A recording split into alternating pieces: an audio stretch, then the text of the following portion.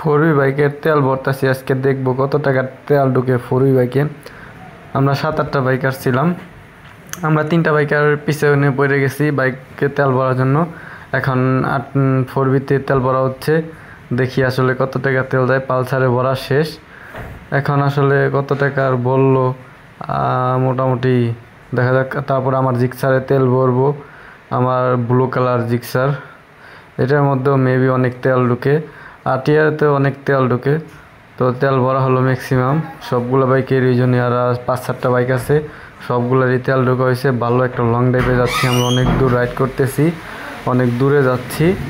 তো মোটামুটি এরা সবাই তেল ভরা শেষ, শুধু আমরা 3টা বাইক পিছনে বলছি, আমারটা, পালসার আর হলো ফোরবি।